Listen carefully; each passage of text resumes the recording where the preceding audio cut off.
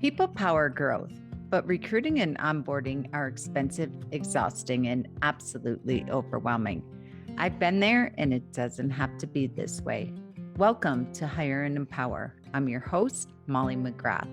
Join me as we interview leaders who care about their teams and distill powerful lessons from them.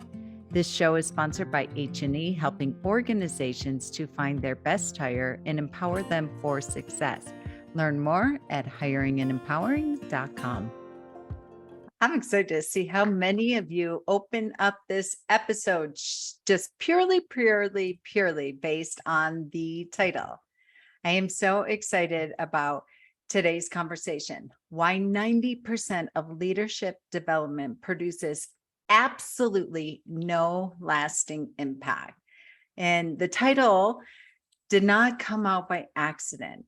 Actually, our guest today, which we're going to give Matt here a second to tell us a little bit about who he is and what makes him an expert in this industry. We have Matt Tenney here today, but we did a podcast pre-call, we're chit-chatting and what have you. And I go, oh my God, like I'm so excited for you being on my calendar today for this podcast pre-huddle before we go live, because you're not going to believe this, Matt. All over Facebook all weekend, I've been seeing attorneys and my clients and people that I'm connected with talking about oh my gosh, they're taking all their selfies, they're taking all their pictures, they're taking pictures of their workbooks, they're at this conference on management and leadership and how to create these high performing teams. And I'm watching all these people that are all over and being like, this game changing, can't wait to come back, blah, blah, blah. And I'm like, okay, I know how this is going to go. And it's interesting because I said to one of my clients, I'm like, hey, did you go to that workshop this weekend? And she was like, no. I went to it years ago and it's fantastic. And I'm like, interesting. Tell me about what it's done for your firm and what has changed or what have you. And she starts laughing. She goes, well, I'm staring at the notebooks right now on the bookshelf across from my office, but I can't really tell you exactly what I took away from it. In fact, I'm going to go pull that notebook out right now because maybe we need to relook at that again. I'm like, I bet my bottom dollar you didn't even share it with your team or do anything after. And she laughed and she goes, oh my gosh, you know me too well. So Matt, I couldn't have been more divinely orchestrated. Give us a little bit about who you are and why we're here today. Sure. What do you think would be most important to share, Molly? Just, your experience on this whole topic that you and I Oh, came sure. up with. Well, this is kind of solving my own pain, actually, because I've known about this for a while. So I've been doing leadership development as a consultant, as a trainer. I do keynote speeches. I've been doing this for a decade. And it occurred to me, pretty early on, I noticed that even if we do a full day of training, and people pay a fairly large sum of money for me to come in and do a full day of training, and everyone's excited. They all want to, they all have this list of ideas of things they're going to do. We pick out the top 3. They have an action plan. They have accountability partners, and I just know I get on the airplane and I just cry because I just know, like in some cases things happen, right? In some cases, the really self-motivated people who are very organized, they make stuff stick. But in most cases, almost every single case where I'm hired to do something like that, the organization doesn't invest in a follow-up process for taking information and turning it into behaviors that are repeatable and that become habits that stick.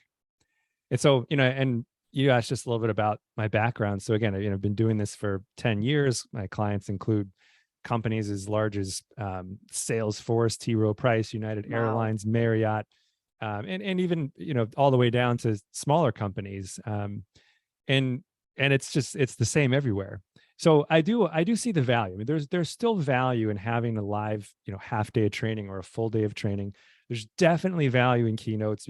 All of these things can get people thinking in a new way and inspire change, inspire them to go down a different path.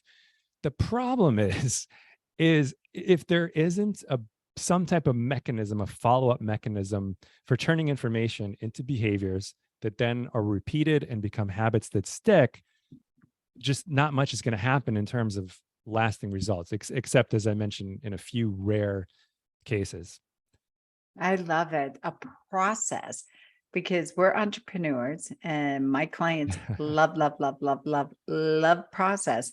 So Yeah. process for turning information into new behaviors, Behaviors. into Yeah, because behavior. the way that most training works now is it's very information heavy, right? It's here's just a bunch of information, and it's all great stuff. You feel good, you're excited, you're like, yeah, this is how I want to lead. Some of it's new, some of it's groundbreaking for some people. And then, but the problem is information is fairly worthless if it doesn't translate into behaviors, right? And then if those behaviors aren't repeated with enough consistency, then they don't become habits that stick. And I think, as you probably pointed out, with some of the people you're hearing about, we all know what happens, right? You're super Sure. excited. You're like, I'm going to do this. I'm going to do that. I'm going to do this. Then you get back to the office on Monday and douche, reality just slugs you right in the face. And you got to put out this fire. You've been out of the office for 2 days. I got to do this. I got to do that. And it's maybe days before you execute on anything that you learned, if you ever do. And this is where, depending on which research you read, the range that I've seen, your 90% was kind of the higher end in the title, but I've seen ranges, and it's usually between 85 to 90% of leadership development fails to make any lasting impact. And this is one of the main reasons why. There are others, if it's not in the right context, for instance. So if I'm a leader and you don't tell me how the training you're putting me through relates to goals that I'm excited about, forget about it. The other thing is, if it's not tied to feedback, right? If, let's say, and this is hilarious. I mean, people are going to laugh when they hear this, but this actually happens all the time, especially in large organizations. But, imagine you tell a group of senior leaders, hey, we're going to put you through a 3-hour training on listening skills. I guarantee you 90% of them are thinking, I don't need that crap. I'm a great listener. Why are you wasting my time with that? And you laugh, but literally, I've talked to a number of L&D professionals who put these workshops on and then ask for feedback afterwards. And that is the exact feedback. Like, why did you waste my time with that? I don't need that. Well, what if that leader had just received feedback from their team saying, actually, you're like a 3.7 out of 6 as a listener? That changes everything, right? Now you might be Oh, frustrated with your team, wow. but you do know, okay, I'm not perfect at this. I have room to grow. You're a little bit more open to the training. So I think that's another key reason why those are the 3 big ones. So we do too much information, and then there's not enough process to turn information into behaviors that then are repeated, that then become habits that stick. That's probably the biggest one. And then another one is just not having it framed in a context that gets people excited about implementing what they learn. And then the third is it's not tied to feedback. So if you can tie training to feedback, you can open somebody's mind to the fact that, oh, maybe I do need this, especially if it's in the context of this should be something I do. This is important to me. I love what you just said. All right. So what I'm hearing is, what's the solution? And I love that you just walked us through that process of, you're done with the rah-rah session. We all have the Oprah moment. We're all excited. We're pumped. We could run through a brick wall at the end of it. We go to happy hour after, have drinks, Yeah. chit chat, what have you. And to your point, you come back on Monday and you're just getting sucker punched by life. Yeah. And what I love about even just that survey, let's unpack that and talk about the feedback piece, which I'm sure you're going to get us into. But I'm even thinking, if I got a score back that I'm a 3.7 out of a 6 or what have you, as an employee or a member of the team, even if I'm the big guy or the big gal, I'm the boss or what have you. And now you got my interest. Now I'm deeply curious. I want to know, first of all, what makes me a 3.7 out of a 6, and then what I can do to turn that number closer from a 3.7 to, I don't know, a 4 in a month to a 5 in 60 days, whatever it is. Now we're talking, right? Particularly if you are an A player. If you're a B or C player, maybe, A C player might say like, I don't care. My employees don't know what they're talking about. An A player though, I mean, think about it. Think of the best athletes in the world. They all have a team of coaches looking at everything they do, giving them continuous feedback. Why? Because world-class performers want that. They crave it, right? So your A players they're going to be looking forward to feedback, knowing that this is what's going to take them to the next level. Like we all have blind spots.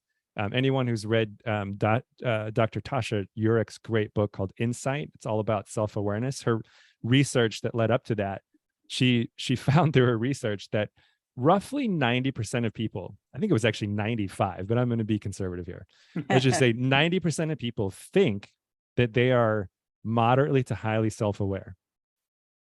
When you give people a valid assessment with 360 feedback built in, the actual number is more like 10 to 15%. Wow. So come on. And sadly, this is where it gets really interesting. Usually the more senior people are, the less self-aware they are, because there's something about, having a lot of experience, we tend to believe more in our strengths and we're less open to seeing our weaknesses. So we all, the point here is that we all have blind spots, right? And 85% of us roughly are fooling ourselves all the time about how self-aware we are. And we're probably not very clear on what our true weaknesses are, what our strengths are. And sometimes having, if you're a leader, where better to get the feedback from than the people you lead? Your boss can tell you some things, like your boss might be able to help coach you on strategy, on process, on finance, but your boss can't tell you how well you're inspiring your team to do great work and be great human beings. Only your team can tell you that. Your boss has a very limited view into that realm. You know what I love, going back to the A players and the C players that you just said? I'm sitting here thinking, okay, great. So you do this survey or whatever, and you get your score and you give it to everybody on the team, and everybody's a leader, in my opinion. And depending on, regardless of your title, you want, especially in a small business, and a lot of our listeners are small, mid-sized businesses, what have you. I give the results, if you will, give the feedback after this great, amazing workshop, this day that we have. And then there's no response from, you're giving me a C grade. You're giving me a 2 out of a 6, and I'm a member of your team. And I don't come to you, or there's no, I'm just thinking of it where I'm not even interested in it. I don't have any further curiosity about why. I don't want to engage with it or what have you. I'm just thinking of it. Wow, this is a great way. A strategic byproduct of this could be really knowing, if you have going back to one of my favorite books, Good to Great with Jim Collins, like one understanding if you have the right people on the bus. Absolutely. Yeah. Yeah. If somebody's not, I mean, I'll give you an example. I remember doing a user interview with one of our early clients in the process that we use to help people with this. And her first response, this is actually in a law firm as it happens. Her first response when her boss told her that they were going to be doing this leadership development program that involved surveys, her literal words were, "This is stupid. It sounds like a waste of time and money. I don't need this." I hear that all the time. But she is an A player. She doesn't really want to be a manager. She wants to be a playing individual contributor. And so at first she still took action on what she learned, but it was because she had to. But then after a couple of months, she realized, oh, this is fantastic. Like, I'm enjoying work more. My team is performing better. And that there was this built-in kind of reinforcement. Now she takes action on stuff because she wants to, not because she's compelled to. True story. Yeah. So I think this is where the power of creating habits comes in, particularly if they're self-reinforcing habits. If you can stick with running for 2 weeks, you'll probably never quit because you feel so awesome when you do it, right? But the first couple times suck. Nobody wants to do it, right? But it's just like that with a lot of leadership stuff. Nobody wants to put a one-to-one meeting with every team member at least once every 2 weeks on their calendar. But I guarantee I can't get them to do that. Yeah, tell me. Even once every 30 days, it's hard to get people to do. Yes. But I guarantee you, if you do that, you'll never quit. Why? Because you're going to put in the time no matter what. The question is, where are you going to put in the time? Are you going to put in the time on the back end doing stuff that sucks, putting out fires, having to fire people, having to constantly hire new people who quit? Or are you going to spend the time up front in a way that's really enjoyable, having a meaningful conversation with a team member and addressing a problem before it's big, right? So you actually save time. You end up saving time when you create something like this, but it's hard to start, right? So if you don't have a system in place to help you start doing regular one-to-ones, you probably never will. And you'll never build the habit, and you'll never get the reinforcement of, holy cow, after 6 months of doing regular one-to-ones, I have delegated 30% of my tasks. I've freed up tons of time on my calendar.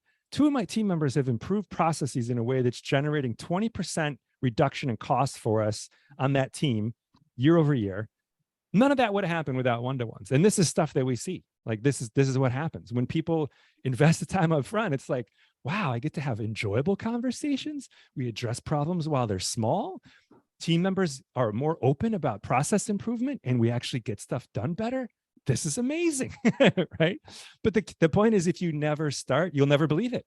You'll just say, oh, that's just like running. Who wants to go run 5 miles a day? Nobody. It sucks. But if you do it and you see the results, then it sticks and you'll never quit. All right. This is going on the record here. I effing hate running, but it's honestly, I'm like, do you have a camera in my head right now? I honestly was thinking, I'm going to just start doing what's it, couch potato to 5K or what have you. I'm going to test this little theory and start running for 2 weeks, and I'm going to get back to you with a progress report. But I love what you're saying. I wish I could carry you around with me all day long, because people are sick of hearing me say this. They're so sick of hearing me say this. When I do the recruiting side and do placement, and I just got an email from a client that said, listen, this is true story. Every candidate you have placed in my law firm is garbage. I've had to fire them. They would have you. Here's the story, is that we hired this attorney, right, 90 days ago, and we found all these landmines in his office or what have you. I'm like, interesting. Talk to me a little bit about the onboarding process. How is it possible that you find a file sitting in a credenza and nobody's monitoring or looking at his work or giving him any type of feedback or what have you? I literally recorded a Zoom, because I don't like email, just to say, here's my perspective. Right. Here's what have you. We all made the decision to hire this person. We did the personality test, glowing reports. I have emails from you that say he's not a good fit, but I will gladly find a new place for him to go to be employed somewhere else. A wonderful person. We all love him. Great attitude, great, hardworking, what have you. I'm like, this is really fascinating. So this employee, nobody would, and the common theme in the firm, nobody's getting any time, no attention, no. And I always say, you're hiring human beings first and foremost. Human beings want time, attention, and feedback.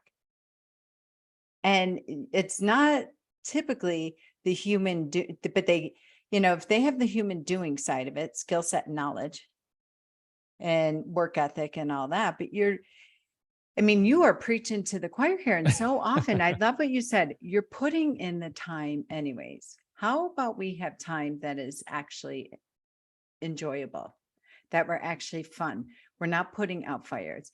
And I always say chaos is a choice. It's a choice. Chaos is choosing to neglect, right? We're neglecting to address small issues. We're neglecting to put in the time to have meaningful conversations with the people that work with us, to uncover issues that could easily be uncovered. And so we're making the choice that, well, I'm going to prioritize the tasks in front of me. I'm going to prioritize the strategic goals that we have and not think about the people who are actually executing to achieve that strategic goal. You'll have chaos. That's just the nature of the game. To have things work smooth. Let's just use a silly example. Like what person in their right mind would drive a high performance sports car and not have it regularly maintained? Nobody, right? Because Nobody. you're asking to die, basically. You're asking to have something go wrong at 140 miles an hour and die. So you have the car maintained. But we don't really think about that in terms of our culture. I have a friend, Chris Edmonds, who wrote a great book called The Culture Engine. This is an analogy that he uses. It's just like you think of your culture as the engine driving your business. And if you don't maintain that engine, you're going to have a lot of problems, and chaos is probably the easiest overall description of it, right? Yeah. Yes. It's funny that you said about a high performance. I was at a conference, Funnel Hacking Live, one of my favorite conferences to go to. It's just fun, motivational speakers. I'm a personal and professional development junkie. It's interesting because after the event, you all go to the hotel lobby bar, what have you. And to use the analogy of the car, I said to my work buddy, I'm like, look at these women with their Louis Vuitton bags and their Coach bags and all that. And the way that they won't put it on the floor, they're putting it on the table, like they're holding onto it like gold. And it's the same analogy, right? Like you're going to put all this money into, I'm like, God, if they only treated their team like this. Yeah. Yeah. Right? Let's put you up on the pedestal. Let's nurture you. Let's pour into you. Let's be aware of you. I mean, Well, they were not taking their eyes off of that purse. Absolutely. Well, in their defense and in everyone's defense who leads an organization, it is way easier to talk about what we're talking about right now than it is to do it. Yes. There is tremendous, we have been conditioned our entire lives to think that executing on tasks and hitting numbers is more important than building and maintaining effective relationships. It's just how we're wired, particularly in business and sports. That's just how we think. We think winning, right? So this is why, we need a process to follow. And I can give you a quick 4-step. There's actually a way to do this that's systematic, it's repeatable, it's scalable. And it's just four quick steps. We love steps. First one is we need to clarify and be continuously reminded of what our true job is if we're a leader. And it's simply this: the true job, the primary job of a leader is to inspire greatness in her team. End of story. Right? If you're a senior leader, strategy's on your list too, as a tied for number one priority. But if you don't have a team that's engaged, they're not going to execute on the strategy. And what good is it? Right? So you're going to be much less effective. So we need to continuously remind ourselves. And what I recommend people do is change their job description. So whatever your current job description is, that don't mean going to HR and asking for a formal new job description. Just print up whatever you have now, and at the top, write additional responsibilities. Then on a separate document, print out or type up first some variation of this. My job is to inspire greatness in my team by serving as a coach who helps people to be happy, great human beings who do great work. That is your primary job as a leader. And you print that in the biggest font you can, you hang it up and you read it 3 times a day. So you remind yourself, this is my job.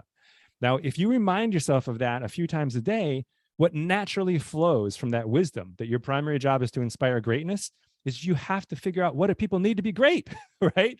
What do people need to be happy, great human beings who do great work?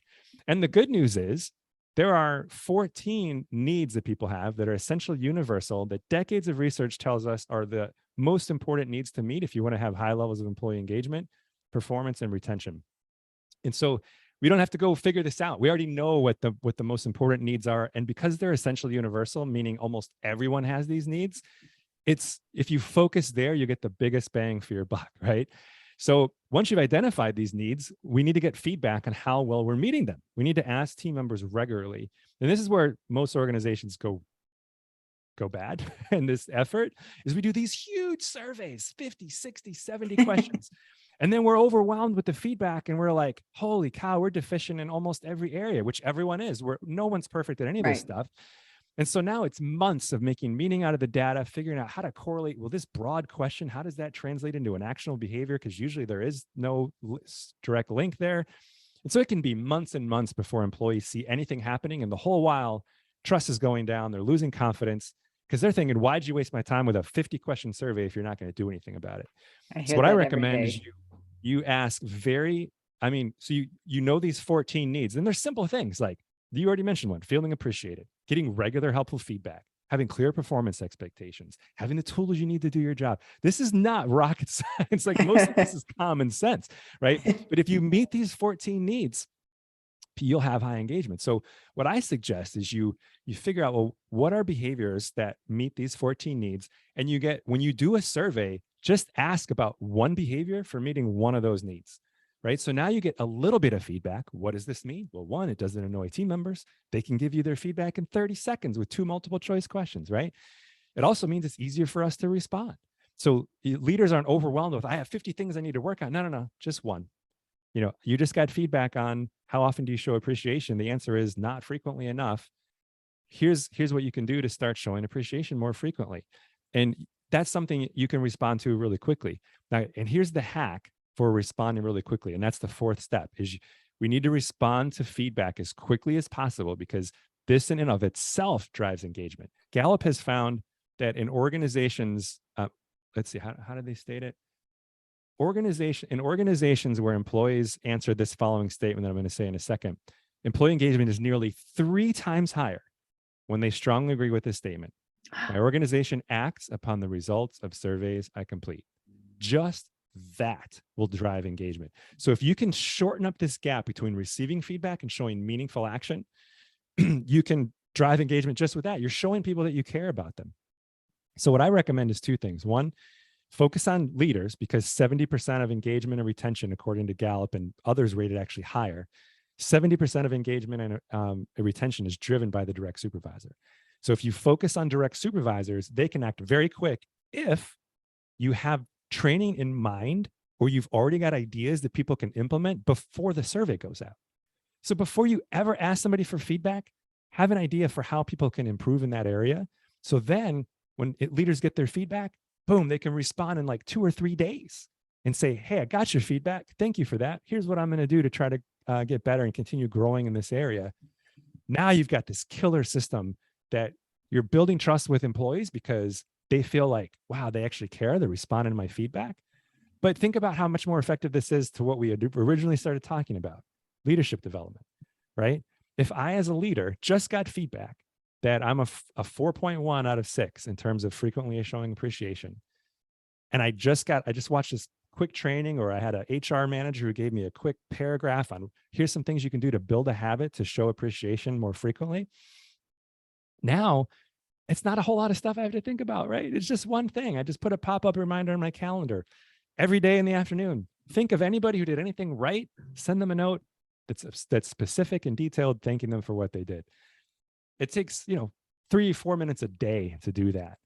So the idea is you can gradually, if you do that for 2 weeks, now that's a habit. Now you add a second habit based on feedback. So that's the process that I recommend. It kind of solves both of these issues of getting feedback in a way that works, and also ensuring that whatever information we give in training, however we give it, whether it's a paragraph or a video or whatever, that information quickly becomes a behavior that's repeated and turns into a habit that sticks. That's where lasting transformation happens. I'm just thinking that one question alone that you send out, and if I'm even the leader, the entrepreneur, the boss, the business owner, and I send that out, your subconscious mind already, if it's one question on appreciation, your subconscious mind, after the survey is going out and what have you, the leadership team, the lead team, I would assert, even before they look at any results, it's already out there, that their appreciation is already, from a second they know that survey, they all decide this is the one question we're going to focus on this week. Yep. Okay, let's deploy it. Whoever goes and pushes the button for send or what have you, immediately, I can even think of how you just automatically start being aware of how you show up, and the appreciation that you automatically are going to just instill without even getting the results back. I would assume the subconscious mind is just so powerful. Yeah, particularly, and you hit on a very good point that it's more effective when the whole organization is doing it at the same time, because then everyone is for 2 weeks is talking about appreciation. Yep. Hey, Jane, what are you doing? How are you showing appreciation more frequently? Do you have any ideas for improving it so people feel like it's more impactful? Conversations around the water cooler are around this topic. Employees are talking about it. They're saying, oh my gosh, I haven't had a thank you in 3 weeks. And I just got one, and it was really nice. Like, it was very detailed. We actually had a client when I was doing user interviews with our first client. Actually, she was saying, I got a thank you from somebody in another department that I didn't know valued my work at all. And it meant so much that now our relationship is improving, and collaboration between our departments is improving. That, especially for larger organizations, is gold. If you can break down silos, even smaller ones, even if you're a 50, 100 person law firm, if you've got intake not talking to the attorneys, or the paralegals who are doing all the paperwork not talking to intake, whatever the case may be, if there's silos between these groups, you're not going to get the best results. Processes are not going to be as good as they could be. Clients aren't going to be as served as well as they could be. So yeah, when everyone's kind of doing it at once, or at least as many people as possible, that's where it gets extra powerful, because there's like this momentum, this collective consciousness, that you're kind of referring to, where everyone's thinking about, not only is receiving appreciation nice, but giving appreciation is really nice too. Oh, it's so just great. Like any other gift, it always feels better to give it than it does to receive it. And you start doing that, you feel better, Absolutely. And have more joy. So what would you say is that your value bomb? Is that how we get started, is taking one question at a time? Absolutely. Yeah. I love that. Yeah. Just every couple of weeks, maybe every 2, 3, maybe 4 at the maximum, but come up with a plan for what questions you're going to ask. What are the most essential needs? And I've written blogs. You just Google, like Matt Tenney core needs or something. It'll come up on blogs that I've written. We'll put it in the show notes. Maybe you could put a link to an article in the show notes that talks about this whole process and has all the needs and everything written out in it. But yeah, the idea is you figure out, okay, here's the questions we're going to ask to meet these 14 needs. Now, before we ask it, let's figure out something. Let's find somebody who can train us, who has good proven approaches to doing this in a way that really works. And whether that's a book that you just kind of write out something that you read, or you hire somebody like Molly to train you to do it, whatever the case may be. Then what happens is you can respond to feedback immediately, and you'll blow people's minds. I mean, most people who have been through the survey process wait 6 to 9 months before they see any action being as a result of a big employee engagement survey. So if you show action in like 3 days after the survey closes, the first one, you will blow people's minds. And most employees don't even probably fill them out because they know they're not going to do anything with it. So here's the question. Yeah. I'm sure maybe our listeners have. Response rates go up with this process. That's what I was going to, I bet. Yeah. When they see 2 millimeter shifts, and they see, here's the question. Do you send it out where people are answering it anonymously? Absolutely. Yeah. Okay. If you have great, these are multiple choices, no verbatim comments is what I recommend. Save that for later, because what you're going to get if you do verbatim comments is you're going to get a lot of stuff you either can't address, or it's going to take you a lot of time, and you're right in the same trap. So what I recommend is you start off, you ask questions that you should be addressing, and you can. We've already covered that you should be. Like, there's decades of research saying these 14 needs are what drive engagement. So if you meet them, you will improve engagement and retention. So you should. And the good news is you can. There are simple habits you can adopt to meet these needs on a consistent basis. You just need a process for doing it. Once you've got that in place, once you've built that trust and you've consistently responded to feedback for a while, now you can start saying, okay, well, let's look at some org-wide stuff. What are we doing as an organization that needs to be improved? Ask questions that, or do the verbatim comments, open-ended stuff. But you will get, now the thing there is, if you get things you can't address, you can still show that you care by just saying, hey, we heard your feedback. We looked at it. We're not going to be able to act on it at this time, but we really appreciate it. And it may be something we can act on in the future.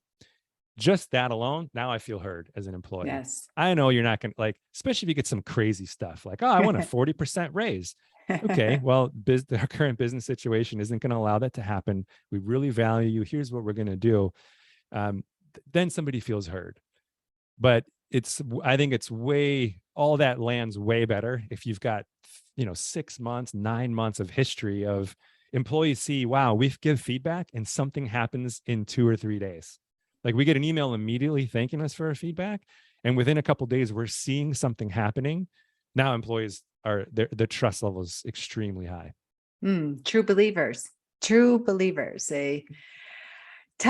our listeners a little bit about what you do. Well, first and foremost, I think when we spoke, you were on a plane in South Carolina about ready to give a keynote presentation or somewhere. Tell our listeners, do you really truly do leadership training and all that? How can they work with you? Sure. Yeah. As we started talking about, though, we want to have, if we're going to do some type of live training, we want to have a system in place to follow up on that. I still see tons of value in live training, but the return on investment is not going to be there for you unless you have a process for turning information into behaviors, into habits that stick. So you could certainly do that. I mean, I'm happy to work with organizations doing live training. We've also built an automated, almost like a software as a service tool. Yes, I'm excited about this. Tell us. Sure. Yeah. So it automates the whole process. So we've got 31 question sets, 31 different habits for meeting these 14 core needs. And every 2 weeks, a survey goes out automatically to the team members. The managers get their feedback automatically.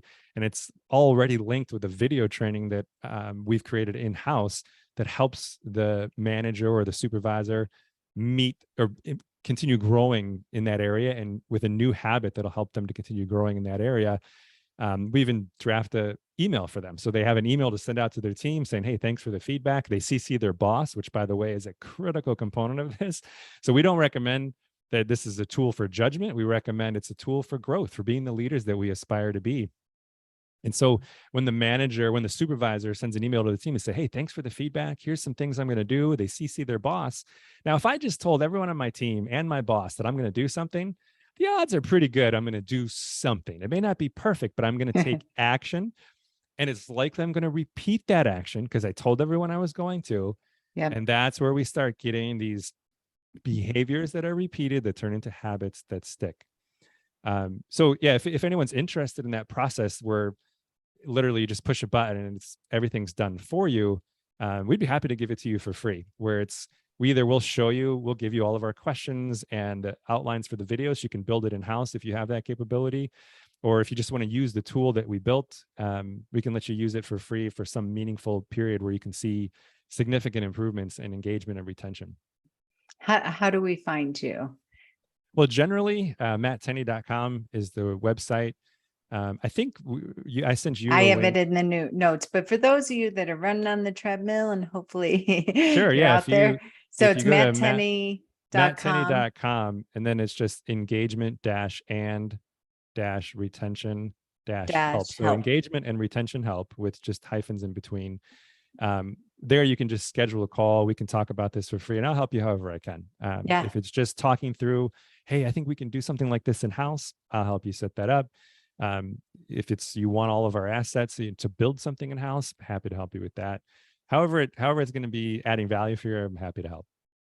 There's also a video there. It's like a 20-minute video that kind of explains the process and has a little bit more detail onto the return of doing something like this in terms of reducing turnover and things like that. So that alone might be helpful to people. Well, I love this conversation because they don't even need to reinvent the wheel. You already have a process. It's so amazing. People have process for sales, process for intake, process for production, process for how we build clients and everything. But when it comes to this, I've been in this business, employee hiring, onboarding, training, retention, all that stuff. And I've yet to find anybody who has a legit process for employee engagement and retention. So thank you for developing this. Thank My you. pleasure.